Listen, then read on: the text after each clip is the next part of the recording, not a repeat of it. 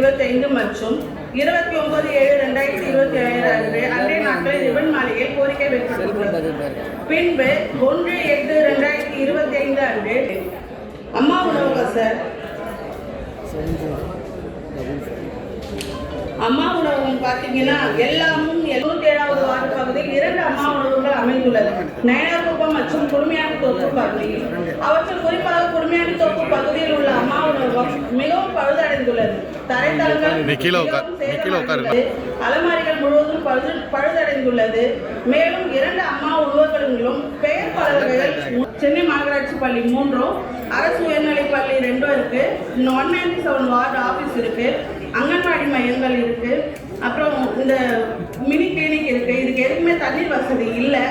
அது தண்ணீர் வசதி கொடுக்க சொல்லி அடிக்கடி மண்டலக்குழு மீட்டிங்ல பேசியிருக்கேன். இந்த அளவு எந்த நடவடிக்கையும் இல்லை. ஸ்ட்ரீட் போர்ட்ஸ் நம்ம எஸ்டிமேட் வச்சு கிட்டத்தட்ட 6 மாதம் 7 மாதம் 1 வருடம் கூட ஆகுது. ஸ்ட்ரீட் போர்ட்ஸ் வச்ச இடத்துலலாம் ஸ்டிக்கரை பிச்சு வச்சுருக்காங்க. நிறைய இடத்துல ஸ்ட்ரீட் போர்ட் துருப்பிடிச்சு போயிருக்கு.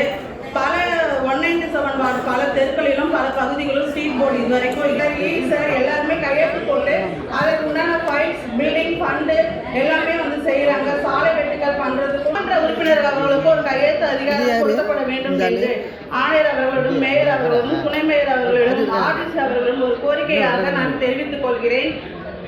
புரட்சி தலைவி அம்மா அவர்கள் கொண்டு வந்த அம்மா இதற்கு அப்பகுதி மக்கள் எதிர்ப்பு தெரிவிக்கின்றனர். ஏனெனில் பேரிடர் காலங்களில் ஏதேனும் பாதிப்பு ஏற்பட்டால் ஊர் பகுதிகளில் உள்ள ஏதேனும் தெருக்களில் வழங்கப்பட உள்ள அனைத்து இணைப்புகளும் முழுவதுமாக பாதிப்படும் என எனது பகுதி மக்கள் அச்சப்படுகின்றனர். எனவே மகாவீரர் தெருவில் வழங்கப்பட இருக்கும் பாதாள சாக்கடை பணிகள் நேரடியாக அப்பகுதியில் உள்ள வெள்ளி பக்கிம் கால்வாய் இணைப்பு வழங்கிடுமாறு தங்களை கேட்டுக்கொள்கிறேன். நீங்க குறிப்பிட்டதெல்லாம் கிட்டத்தட்ட முக்கால்வாசி மெட்ரோ வாட்டருடைய